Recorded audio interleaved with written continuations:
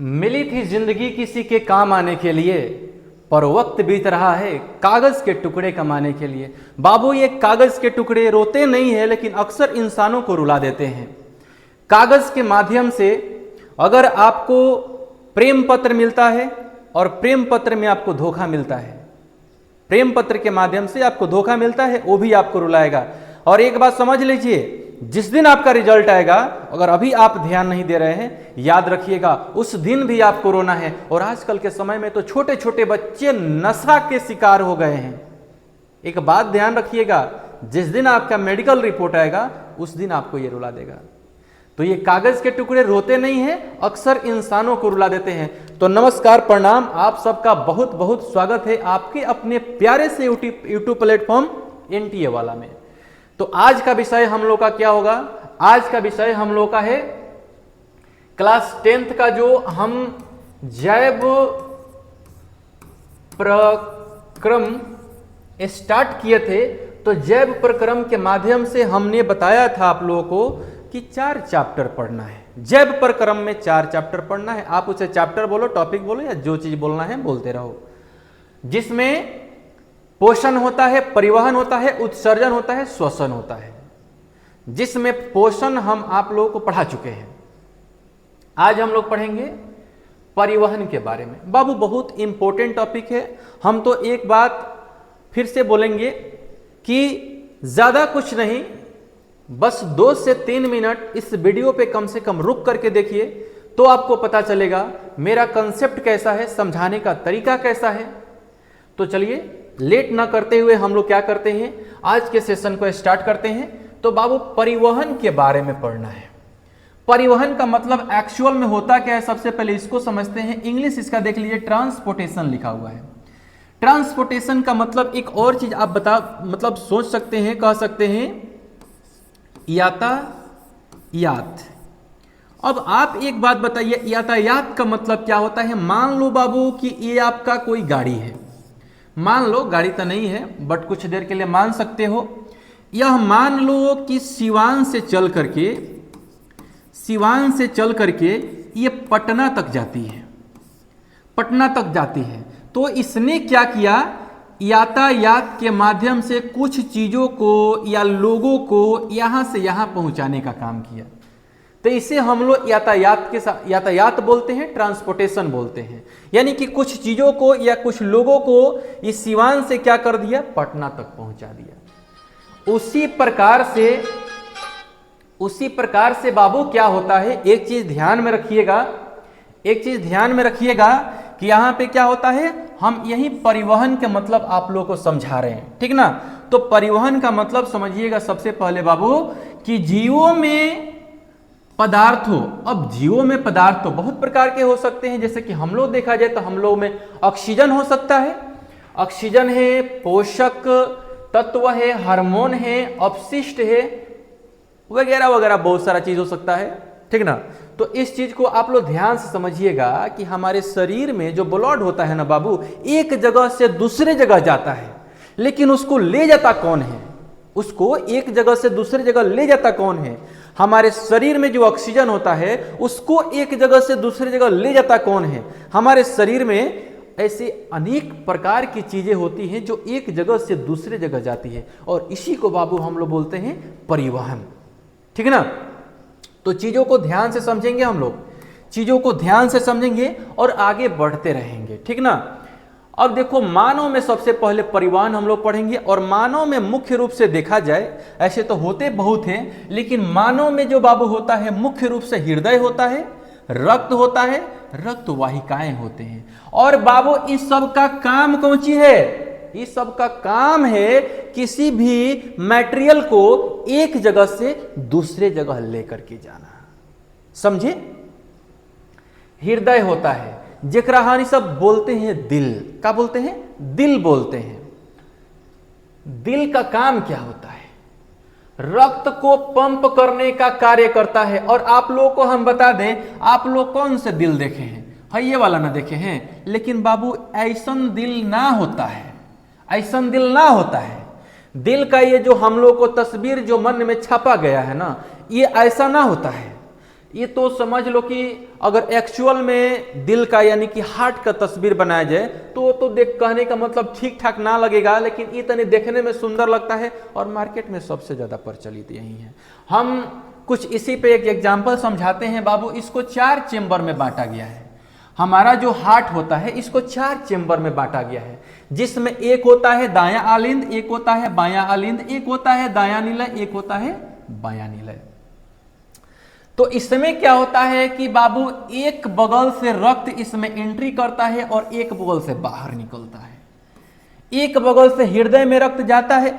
एक छोटा सा एग्जाम्पल आप लोगों को दे करके हम बताएंगे कि देखिएगा, आप लोग गाड़ी ओड़ी में मोटरसाइकिल हो, मोटरसाइकिल में मोबिल डालते हैं, एक्चुअल में वो मोबिल नहीं डालते हैं, मोबिल तो कंपनी का नाम है।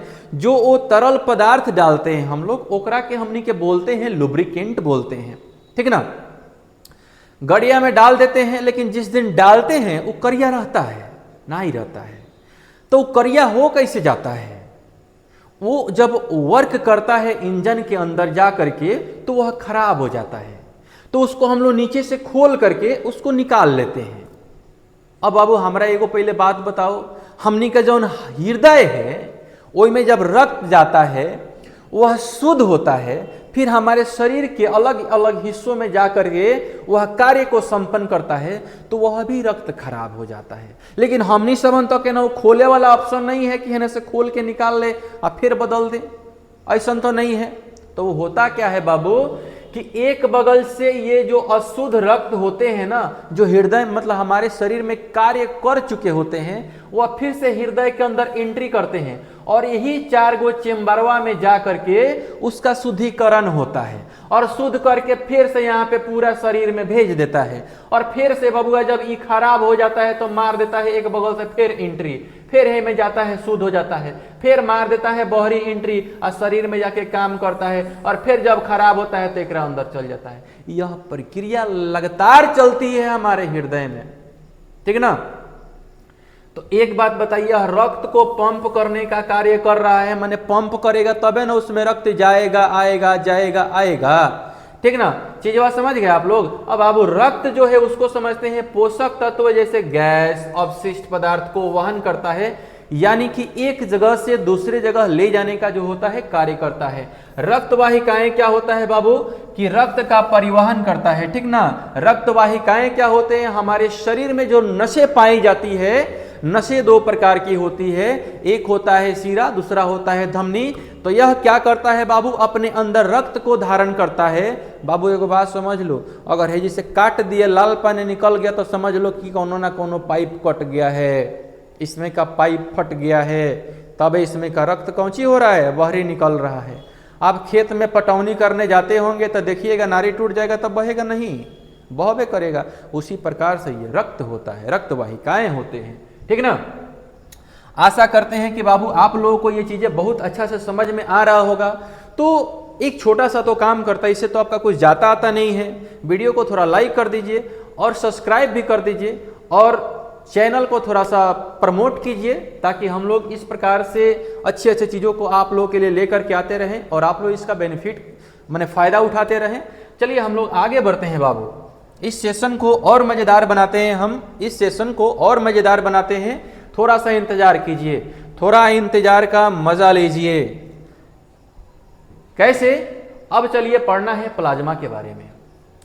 प्लाज्मा की कहानी बाबू आपको बताते हैं। हमारे शरीर में जो प्लाज्मा होती है ना, इससे अनेक प्रकार के एंटीडोट दवाइयाँ बनाई जाती हैं। बहुत सारे आज तक इस पर प्रयोग किए गए हैं, ठीक ना। तो प्लाज्मा का वर्क हमारे शरीर में बहुत महत्वपूर्ण होता है, ठीक ना। तो प्लाज्मा एक तरल भाग होता है, एक तरल पदार्थ होता है। इसमें पोषक तत्व, हार्मोन, अपशिष्ट घुले हुए रहते हैं। तो हमारे शरीर में तो अनेकों जगह पे अपशिष्ट घुले रहते हैं, लेकिन किसी न किसी माध्यम से वो क्या होता है, बाहर भी निकलता है, ठीक ना।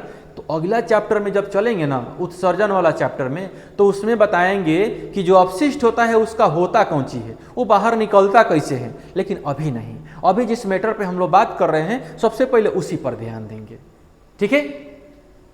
लाल रक्त कणिका जिसे हम लोग बोलते हैं आरबीसी, फुल फॉर्म इसका होता है रेड ब्लड सेल बोलो या कार्पल्स बोलो, ठीक ना, कोई फर्क पड़ता नहीं है।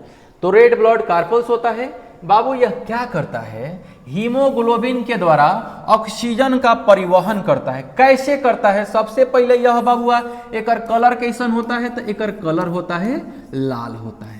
तो एकर कलर लाल काहे होता है, तो एकर कलर लाल होता है हीमोग्लोबिन के चलते। बातें समझ में आ रही है। आरबीसी का कलर कैसन होता है, लाल होता है। कैसन होता है, लाल होता है, ठीक ना। कुछ चीजें ऐसी होती है उसको 2 बार 3 बार रिपीट कीजिएगा ना, वो मन में बैठ जाती है, ठीक ना। जैसे हमने बोला लाल होती है, लाल होती है, लाल होती है, मन में बैठ गया, ठीक ना। अब उसी को हम आगे बढ़ाते हैं। यह क्या करता है कि हीमोग्लोबिन के द्वारा ऑक्सीजन का क्या करता है, ऑक्सीजन का परिवहन करता है। यानी एक जगह से दूसरे जगह पे क्या करता है, इसको लेकर के जाता है। चीजें समझ में आई, आगे बढ़ते हैं। अब पढ़ते हैं श्वेत रक्त कणिका यानी WBC। बाबू एकरा के बोलते हैं, क्या बोलते हैं, WBC को क्या बोलते हैं, व्हाइट ब्लड कार्पस या व्हाइट ब्लड सेल, ठीक है। आगे बढ़ते हैं। इसका तो जो योगदान है बहुत ही महत्वपूर्ण योगदान होता है बाबू इसका हमारे शरीर में। समझ लो कि इसमें किसी प्रकार की समस्या आ गई तो समझ लो पूरे शरीर में समस्या आ गया। तो कौन सी समस्याएं आती है उसको भी थोड़ा सा हम लोग देखते हैं, ठीक ना। तो इसको हम लोग बोलते हैं रोग प्रतिरोधक यह कार्य करती है। हमारे शरीर में अगर कोई बीमारी है, एंट्री मारता है।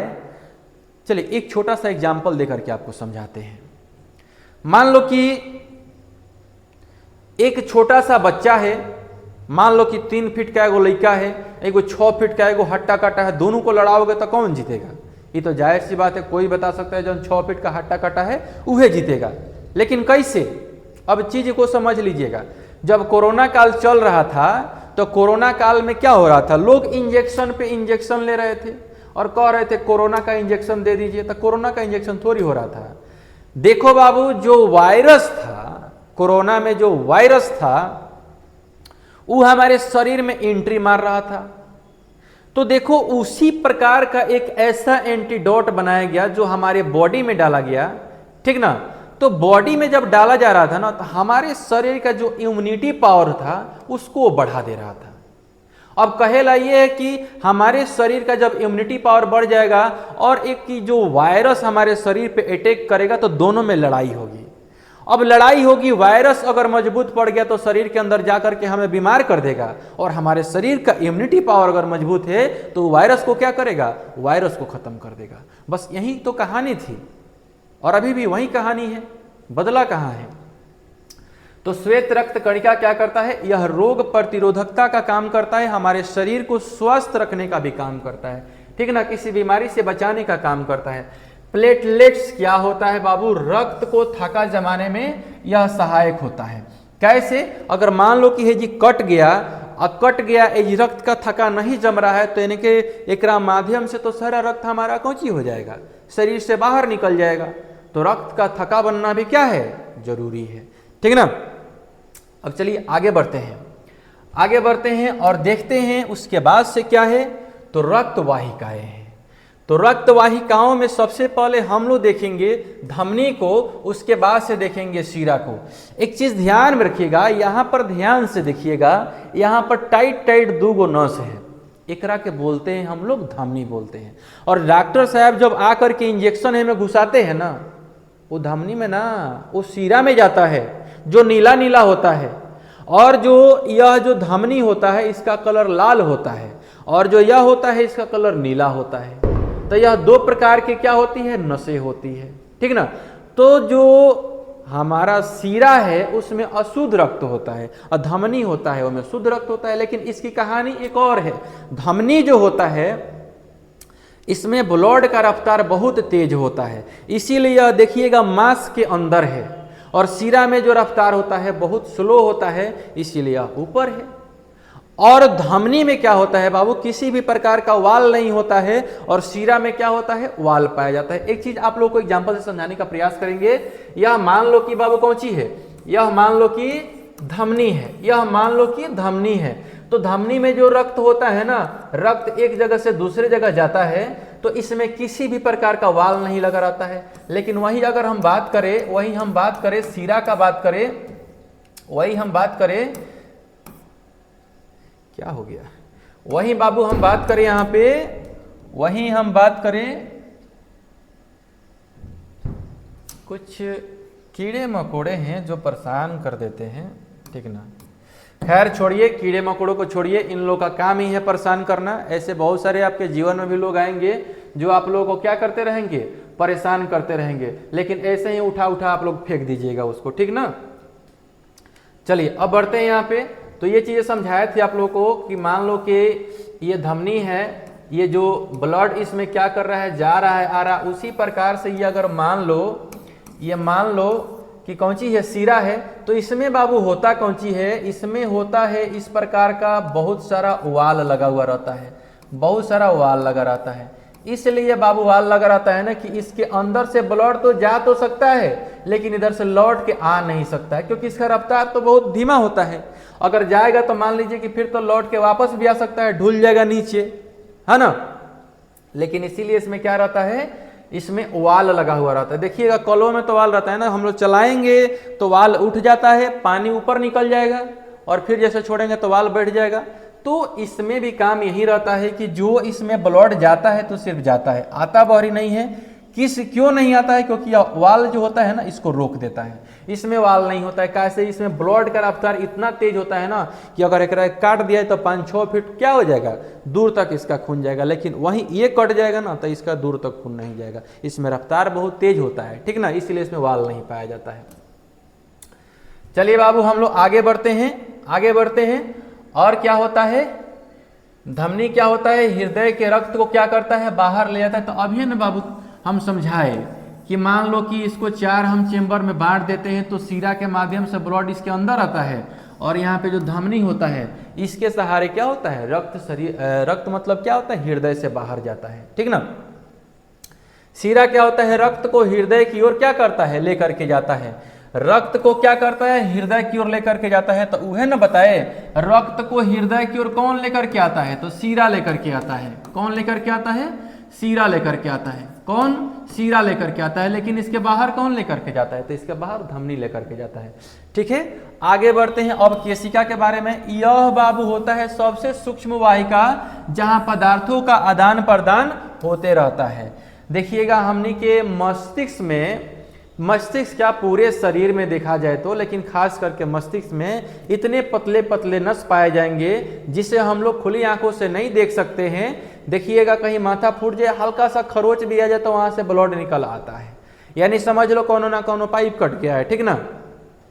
अब देखो होता क्या है कि इसमें असंख्य नसें पाई जाती है जिसे हम लोग खुली आंखों से नहीं देख सकते हैं, ठीक ना। तो यह भी अनेक प्रकार के पदार्थों का वहन करती है जो एक जगह से दूसरी जगह इसको ले जाने में मदद करती है। हृदय की संरचना की बाबू बात करें तो अभी आप लोगों को समझाए हम कि वह 4 चेंबर में बटा रहता है, जिसे हम लोग क्या बोलते हैं, दाया आलिंद बोलते हैं, दाया निलय बोलते हैं, बाया आलिंद बोलते हैं और बाया निलय बोलते हैं। एक दिन जिस दिन हृदय का क्लास लेंगे हम, दिल का क्लास लेंगे, एक दिन जिस दिन जब हम दिल का क्लास लेंगे उस दिन आप लोगों को क्या करेंगे, दिल के बारे में अच्छा से समझाएंगे, ठीक ना। लेकिन आज इतना ही जान करके सब्र कीजिए और आगे बढ़ते हैं हम लोग आज के सेशन में आगे बढ़ते हैं, ठीक ना। रक्त परिसंचरण तंत्र के बारे में आज पढ़ना है, अब इसके बाद से पढ़ना है बाबू। तो रक्त परिसंचरण होता क्या है, यानी कि ब्लड सर्कुलेशन होता क्या है। अब देखिएगा इसमें क्या होता है, फुफ्फुसीय परिसंचरण, प्रणाली परिसंचरण। तो बाबू होता है हृदय से फेफड़ा तक वापस हृदय तक रक्त का प्रवाह करता है, और यह इसका काम क्या है, हृदय से पूरे शरीर तक वापस फिर हृदय तक रक्त का प्रवाह करता है। तो बस इसको देख लीजिए, इसमें कुछ खास नहीं है, हम आगे बढ़ते हैं। अब देखिए इसके बाद से क्या होता है, लसिका तंत्र क्या होता है बाबू। लसिका होता है कि यह एक पारदर्शी द्रव्य है जो ऊतकों से अपशिष्ट हटाने और रोग प्रतिरोध में सहायता करता है या होता है। देखिए बाबू हमारे शरीर में अनेक प्रकार के अपशिष्ट पाए जाते हैं। अगर ये अपशिष्ट को हटाने के लिए हमारे शरीर में ऑर्गेन्स काम ना करे तो हम लोग खुदे काम नहीं करेंगे। जैसे कहने का मतलब कौन सी है, आप सांस लेते हैं और सांस छोड़ते हैं, तो सांस लेते हैं तो सांस के माध्यम से हवाएं यानी ऑक्सीजन आपके शरीर के अंदर जा रहा है, तो ऑक्सीजन के माध्यम से अनेक प्रकार के अपशिष्ट आपके नाक के माध्यम से क्या हो रहा है, आपके फेफड़ा में जा रहा है। लेकिन फिर इधर से रिटर्न बैक जो इसमें का अपशिष्ट है कार्बन डाइऑक्साइड के रूप में हम लोग क्या करते हैं, बाहर निकाल देते हैं। अगर यही समय से ना निकले, ऐसे मान लो कि कोनो का नाक मुंह में डाल दो, न लेगा न देगा, और जो अपशिष्ट होगा उसको परेशान करेगा, दम घुट जाएगा, मर जाएगा, ठीक ना। तो इस अपशिष्ट को निकालने की भी आवश्यकता है। तो यहाँ पर देखिएगा लसिका तंत्र का काम क्या होता है, तो लसिका तंत्र का काम होता है बाबू कि ऊतकों से अपशिष्ट हटाने और रोग प्रतिरोध में क्या करता है, सहायता करता है, हमें रोग प्रतिरोध में सहायता करता है, बीमार नहीं होने देता है, ठीक ना। अब पढ़ेंगे पौधों में परिवहन, very very most important topic, और यहाँ से क्वेश्चन हमेशा बनते आया हुआ है, और कुछ बने या ना बने, यहाँ से 2 नंबर का क्वेश्चन बाबू हमेशा पूछता है कि जाइलम और फ्लोएम में क्या अंतर होता है। तो आज हम लोग सीखेंगे जाइलम और फ्लोएम में क्या अंतर होता है। देखिए बाबू, सबसे पहले इस चीज को जान लीजिए। एगो देखिए, पहले रेडीमेड पौधा बनाते हैं, एक रेडीमेड पौधा बनाते हैं, लग रहा है कि कोनो पौधा है, हमको तो लग रहा है कोनो पौधा है, अब आप लोगों को क्या पता कैसा लग रहा है, लेकिन चलिए कोई दिक्कत नहीं है, इसको मान लेने में कोई बुराई नहीं है कि यह पौधा है, ठीक ना। अब देखिए बाबू, इसमें जो इंटरनल भाग पाया जाता है एकरा के हमने के बोलते हैं जाइलम बोलते हैं। तो यह कौन सी करता है कि धरती के नीचे से यानी मिट्टी के नीचे से अनेक प्रकार के खनिज, लवण और जल को क्या करता है, अवशुभ मतलब खींचने का काम करता है, ऊपर ले जाने का काम करता है। और बाबू जो फ्लोएम होता है, इसका काम होता है इसके हर पार्ट में, हर जगह पे इस खींचे हुए मिनरल्स का, खनिज लवण को पहुंचा देना होता है। तो कितना छोटा सा कॉन्सेप्ट है, यानी इसका काम होता है हर जगह पर पहुंचाना, नीचे भी पहुंचाना और ऊपर भी पहुंचाना, लेकिन हेकर काम होता है जाइलम का सिर्फ नीचे से चीजों को खींच करके ऊपर लेकर के जाना। अब देखो जाइलम मतलब कौन चीज, जड़ों से पानी, खनिज को ऊपर लेकर के जाता है और खिंचाव सिद्धांत द्वारा क्या करता है, संचालित होता है। तो उतना इस पे ध्यान देने की आवश्यकता नहीं है, बस इतना ध्यान दीजिए कि जड़ों से पानी को, खनिज को ऊपर खींच कर लेकर जाता है, जो मैंने आप लोगों को यहाँ पे क्या कर दिया, बता दिया। बाबू फ्लोएम के बारे में सीखते हैं। अब फ्लोएम के बारे में जानते हैं क्या होता है। तो फ्लोएम पत्तियों से भोजन को पौधों के अन्य भागों तक पहुंचाता है, जैसा कि अभी आप लोगों को हमने बताया। वाष्प उत्सर्जन पेड़ पौधों का एक मस्ट इंपॉर्टेंट वर्क होता है। तो वाष्प उत्सर्जन क्या होता है बाबू, इसको जानते हैं कि पौधों के पत्तियों से जल का वाष्प के रूप में निकलना। तो अभी आप लोग को रेडीमेड एगो पौधा हम बनाए थे, फिर बना देते हैं, कैसे एकरा बनावेला हमरा समय ना लगता है, ठीक ना।